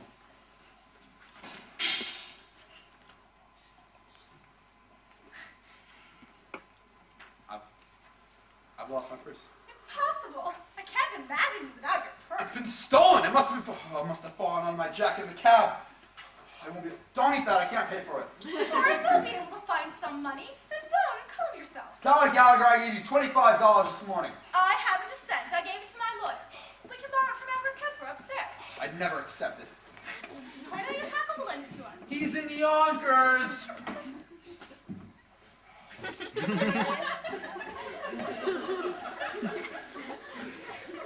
Is that Mr. Vandergelder's purse?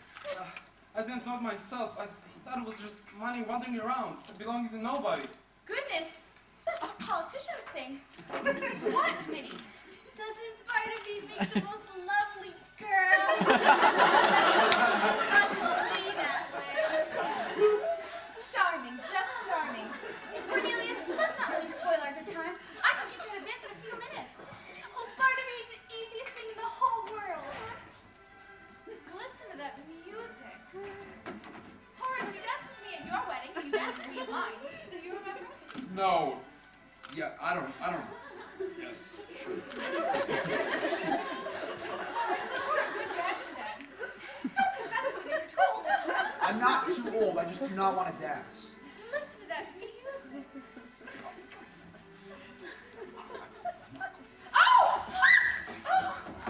You're discharged! That idiot Barnaby Tucker! You're discharged! You're discharged! You're discharged! Mr. Vandergelder, there's your life. Without niece, without clerks, without bride, without purse. Will you marry me now? No! Damn!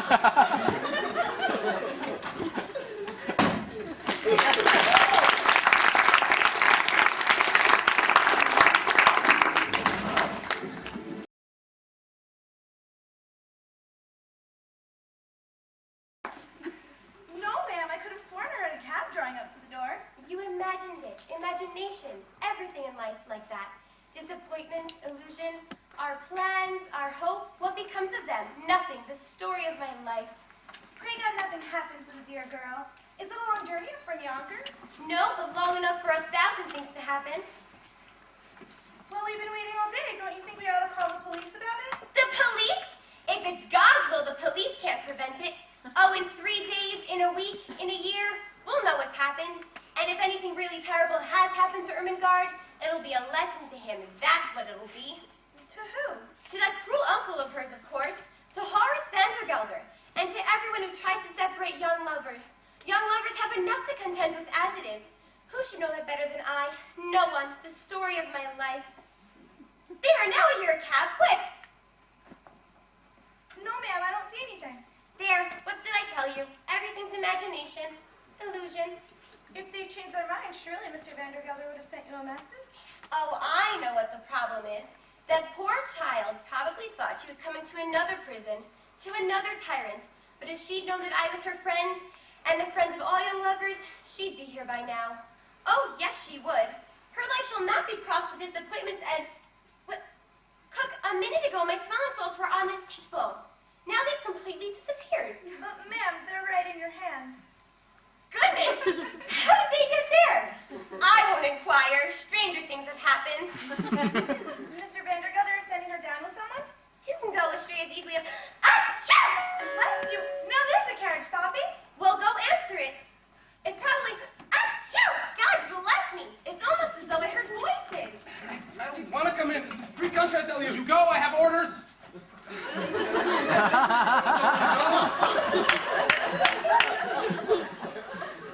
Begging your partner, you Miss Van Huysen? Yes, I am, unfortunately. What's all this noise about? There are two people here Mr. Vandergill told me I need to bring here and make sure that they don't leave. Here's his letter to you. No one has any right to tell me who I'm to keep in my house if they don't want to stay.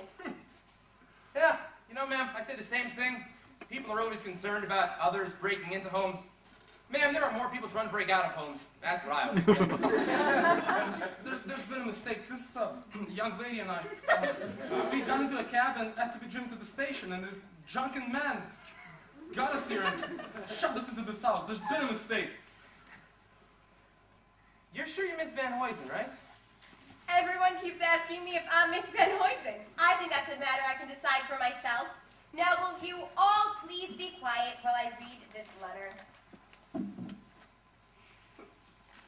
This is Ermengarde and that rascal Ambrose Kemper. Now I know who you two are. They are trying to run away. Story of my life. Well, Mr. Kemper, you have nothing to fear. And who are you? Malachi Stack, ma'am. I'm the one to make sure that these two don't escape before Mr. Vandergill gets here. My dear child, take off your things. We'll all go inside and have some coffee. You go wait in the hall. I'll send coffee out to you. Cook, take him. Miss Van Huysen... Mr. Kemper, you don't have to be afraid of me. I know you're trying to run away with this innocent girl. That's not what... All of my life, I have suffered from the interference of others. But you shall not suffer as I did. So put yourself entirely in my hands. Ermengarde! Where's your luggage? We'll find it in the morning. It's been mislaid. Mislaid. How like life. Well, Ermengarde, you'll put on some of my clothes. Oh, I wouldn't be comfortable, really. She's a shy little thing. Timid little darling. Cook! Yes, ma'am. Go put some gingerbread in the oven and get the coffee ready. Yes. While I go draw a good hot bath for Ermengarde. Believe me, Ermengarde, your troubles are at an end. You two shall be married tomorrow. My dear, you look as I did at your age, and your troubles have been as mine. While you're bathing, I'll tell you the story of my life. Oh, but I don't want to take a bath. I always catch cold. You won't catch cold. I'll slap you all over. I'll be back in a minute. Barnaby, do you think you could jump down from this window? Yes, we'd kill ourselves. We just have to stay here and wait for something to happen. Barnaby, the situation is desperate. It started getting desperate at about 4:30, and it's been getting worse ever since. Now I have to take a bath and get slapped all over. You still got those wet things on, and you're about to be ready. Mr. Kemper, go inside and put your feet in the oven. What's that? There's the doorbell. The doorbell? I expect it's your uncle. And you two come with me. Come on. Come on. Come. But I don't want to take a bath. I had one on Saturday. No, there's some mistake. Come in anyways, but there's some mistake. But I tell you, I am Vandergelder's niece. I'm Ermengarde. Begging your pardon, miss, but you can't be Miss Ermengarde. But here I am, and that's my baggage. How do you do? Miss Van Huysen, but there's some mistake. You'll be all right now, before she sees you. Oh, Ambrose, you can't go. Ambrose, you can't go. Ambrose, you can't leave me in this crazy house with that crazy drunken man in the hall. No, Ambrose, stay here with me. We'll say you're somebody Uncle sent down to take care of me. We'll say you're Cornelius Hackle. Who's Cornelius Hackle? He's chief clerk in Uncle's store. No, I don't want to be Amiga. I don't want to be Cornelius Hackle. No, Amiga, come away with me now. I'll take you to my friend's house. Or I'll take you to Mrs. Levi's house. Why, it was Mrs. Levi who threw us right in Uncle Horace's face. No, Ambrose, just stay here with me. I wish we were back in Yonkers where nothing ever happens. What's all this I hear? Who do you say you are? Oh, Aunt Flora, don't you remember me? I'm Ermengarde. You're Mr. Vandergelder's niece? But he had just sent me another niece named Ermengarde. But he doesn't have any other. And who is this? This is Cornelius Hackle, Aunt Flora. Never heard of him. He's chief clerk in Uncle's store. Never heard of him. And that proves it. The other Ermengarde came with the man she's in love with. She came with Mr. Ambrose Kemper. Ambrose Kemper? Yes, Mr. Hackle, and Mr. Ambrose Kemper. My dear child, what is your trouble? Oh dear, nobody's anybody anymore. Are you in love with this man? Yes, I am. I could see it. And are people trying to separate you? Yes, they are. I could see it. Who? Horace Vandergelder? That's it. Mr. Hackle, think of me as your friend. Now we'll all go inside and have some coffee. We could decide later who everybody is. My dear, would you like a good hot bath? Yes, I would. Well, when the other Ermengarde comes down, you can go. Mr. No, I'll explain everything later. Mr. Kemper. This is Mr. Cornelius Hackle. This is Mr. Ambrose Kemper. Perhaps you two know one another. No. Miss Van Oysen, I know that man is of Ambrose Camper. And that's not Cornelius Hackle. My dear young man, what does it matter what your names are? The important thing is that you are you. You are alive and breathing. Aren't you, Mr. Hackle? Oh, Miss Van Oysen. This poor child claims she's Mr. Vandergelder's niece, Ermengarde. But I am. The important thing is that you're all in love. Everything else is illusion. Ouch, Miss Van Oysen. Everyone keeps asking me if I'm Miss Van. Now, you two gentlemen have a good nice chat while this dear child has a good hot bath. What's that? There's the doorbell again. Well, don't answer it, cook. It's a cabin, 3 ladies. I've never seen such a night. Go let them in. You two gentlemen. You two gentlemen can rest easy. I'll see that Mr. Vandergelder lets his nieces marry you both. Flora, how are you? Dolly Gallagher, what brings you here? Good heavens, Flora, what is that fucking man doing in your home? I don't know. Horace Vandergelder sent him to me. I thought you two young girls in much the same condition. Other than that, they're the finest girls in the world. I'd like you to meet Irene Malloy. Delighted to know you. Come sit down. And this is Minnie Fay. Hello. Oh, and I see you two gentlemen are here as well. Mr. Hackle, I was about to look for you somewhere here. No, Mrs. Levi, I'm ready to face anything now. Mr. Vandergelder will be here in a minute. He's downstairs trying to pay for a cab without any money. I'll help him with that. Yes, would you, dear? Oh, you had to pay the restaurant bills. You must have hundreds of dollars here, it seems. Well, this is his own purse he lost. I can't give it back to him without seeming... I'll give it back to him. There. You help with this now. Oh, I'll help you with that, Mr. Vandergelder!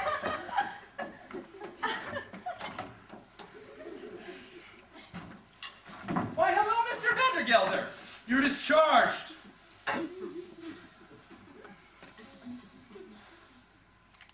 So, I've caught up to you at last. You're discharged. I never want to see either of you again. Now then, you can shout and carry on in Yonkers, but when you're in my house, you'll behave yourself. Those two are dishonest scoundrels. They've ruined everything. Take off your hat. You two gentlemen say exactly where you are. Mr. Vandergelder, I can explain. There won't be any explanations. Horace, stop scowling at Mr. Kemper and forgive him. That's not Mr. Kemper, that's Cornelius Hackle. You're crazy. That's Cornelius Hackle. No, I guess I don't know my own chief clerk, do I? I don't care what their names are. You shake hands with them both or out you go. Shake hands with those dogs, those scoundrels? Mr. Vandergelder, you've had a long day. You don't want to be sent out into the rain now. Just for form's sake, shake hands with them. You could begin quarreling again tomorrow.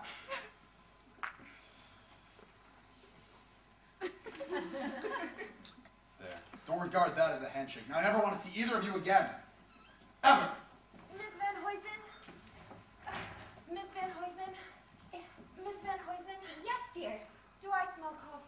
Yes, dear. Can I have some? Good and black? Come along, everyone. We'll all go into the kitchen. Come on. Even you.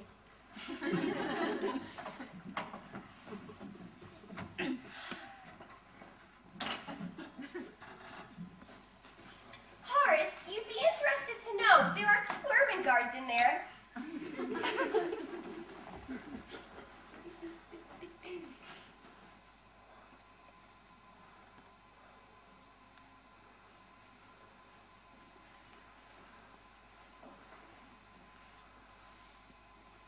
Ephraim Levi? I'm going to get married again. Ephraim, I'm marrying Horace Vandergelder for his money. I'm going to send his money out, doing all the things you taught me. Oh, it won't be a marriage in the sense that we had one, but I shall certainly make him happy. And Ephraim, I'm tired. I'm tired of living from hand to mouth, and I'm asking your permission, Ephraim. Will you give me away? Money, money, money. It's like the sun we walk under. It can kill, and it can cure. Horace Vandergelder's never tired of saying most of the people in the world are fools, and in a way, he's right, isn't he? Himself, Irene, Cornelius, myself. But there comes a moment in everybody's life when he must decide whether he'll live among human beings or not. A fool among fools, or a fool alone. As for me, I've decided to live among them. I wasn't always so. After my husband's death, I retired into myself. Yes, in the evenings I'd put out the cat and I'd lock the door and I'd make myself a little rum toddy. And before I went to bed, I'd say a prayer, thanking God that I was independent, that no one else's life was mixed up with mine. And when 10 o'clock sounded from Trinity Church Tower, I fell off to sleep, and I was a perfectly contented woman. And one night, after 2 years of this, an oak leaf fell out of my Bible. I had placed it there on the day my husband asked me to marry him. A perfectly good oak leaf, but without color and without life. And suddenly, I realized that for a long time I had not shed one tear, nor had I been for one moment outrageously happy. Nor had I been filled with that wonderful hope that something or other would turn out well. I saw that I was like that oak leaf, and on that night, I decided to rejoin the human race. On that night, I heard many hours struck off from Trinity Church Tower. You and I have known a lot of people who've decided, like Horace Vandergelder, like myself for a long time, not to live among human beings. Yes, they move out among them. They talk to them. They even get married to them. But at heart, they've decided not to have anything to do with the human race. If you accept human beings and are willing to live among them, you acknowledge that every man has a right to his own mistakes. Yes, we're all fools, and we're all in great danger of creating a good deal of havoc in the world with our folly. But the one way to keep us from harm is to fill our lives with the 4 or 5 human pleasures, which are ours by right in the world.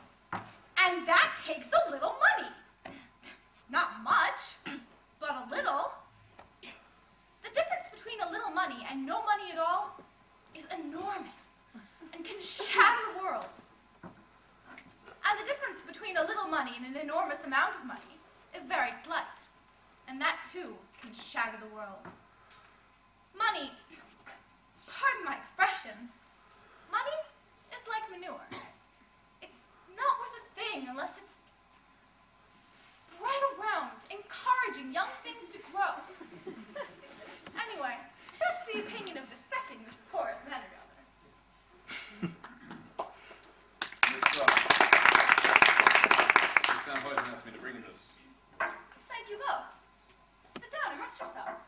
No, thank you. I'm not tired. What's been going on in the kitchen? A lot of foolishness. Everybody's falling in love with everybody, but I forgave them. Ermengarde and that artist. I knew you would. Too? Yes. I just made Cornelius Hackle my business partner. You won't regret it. Dolly, you said some very unpleasant things to me tonight in the restaurant. We won't say another word about it.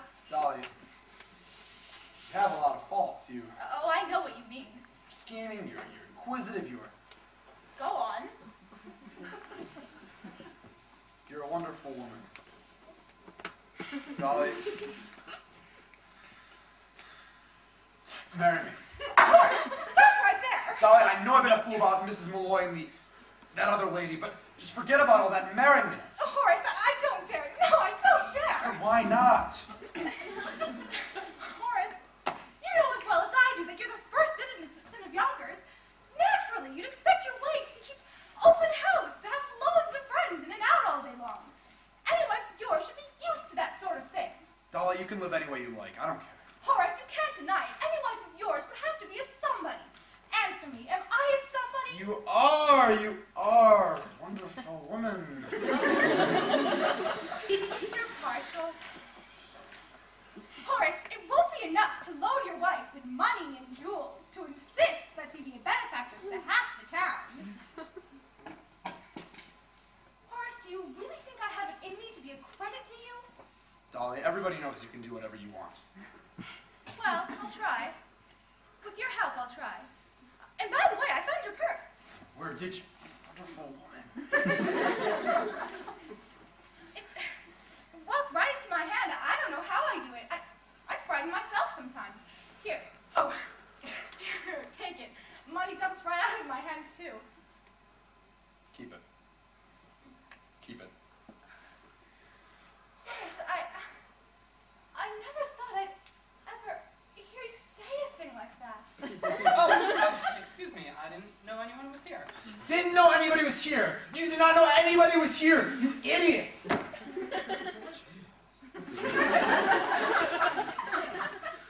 Yes, Barnaby. Come in. Cornelius is going to marry Mrs. Malloy. Well, isn't that fine, Horace? Barnaby, go in and tell everybody that Mrs. Levi has consented. Finally consented. Finally consented. My wife. Holy cabooses! Hey everyone, Wolf Chop, Mr. Vanderbilder is going to marry Mrs. Levi. Dolly, that's the best news I ever heard. It's just wonderful news. Come in, everyone, and congratulate the wonderful couple. There isn't any more coffee. There isn't any more gingerbread. But there are 3 couples in my house, and they're all going to get married. And do you know, one of those ermine guards wasn't a dear little girl at all. She was a boy. Well, I guess that's what life is. Disappointment. Illusion. There isn't any more coffee. There isn't any more gingerbread. And there isn't any more play. But there's one more thing we have to do. Barnaby, come here. I think the youngest of us should tell what the moral of the play is. Oh, I think it's about adventure.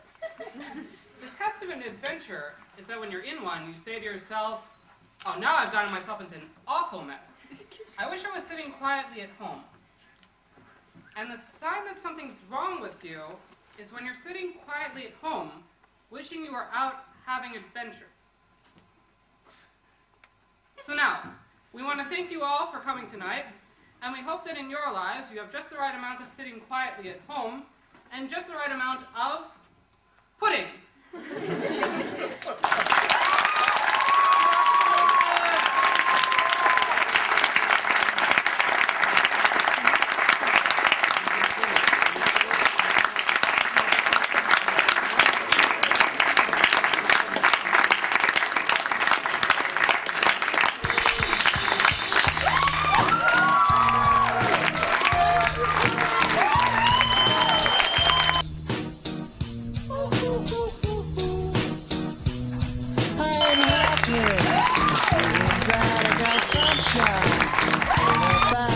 I'm useless, but not for long. The future is coming on. I'm happy, feeling glad I got sunshine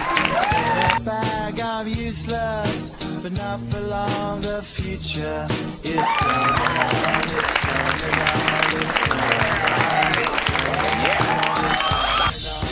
Finally, someone let me out of my cage. Now, time for me is nothing cause I'm counting no age. I couldn't be there. Now you shouldn't be scared. I'm good at the tears and I'm under each snare. Intangible. And you didn't think, so I command you to. Panoramic view. Look, I'll make it all manageable. Pick and choose, get and lose. All you pick and cruise. Chicks and dudes, who you think is really picking tunes? Picture you getting down in a pick and choose. Like you with the fuse. You think it's fictional, mystical, maybe spiritual hero who appears in you to clear the view when you're too crazy. Lifeless, the only definition for what life is. Priceless to you because I put you on the hype shit. You like it? Gun smoke, you're righteous with one toe. You're psychic among them, possess you with one go.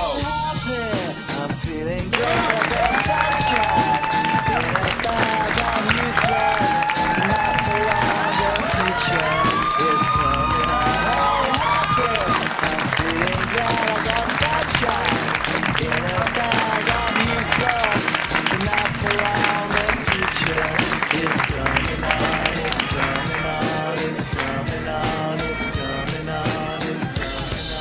The essence, the basics, without did you make it? Allow me to make this childlike in nature. Rhythm, you have it or you don't, that's a fallacy, I'm in them. Every sprouting tree, every child of peace, every cloud and sea. You see with your eyes, I see destruction and demise. Corruption in the skies from this fucking enterprise. Now I'm sucked into your lies through rust, so not as muscles, but percussion to provide for me as a guide. Y'all can see me now cause you don't see with your eye. You perceive with your mind, that's the inner. So I'ma stick around with Russ and be a mentor. Bust a few rhymes so motherfuckers remember what the thought is. I brought all this so you can survive when law is lawless. Feelings, sensations that you thought was dead. No squealing, remember that it's all in your head.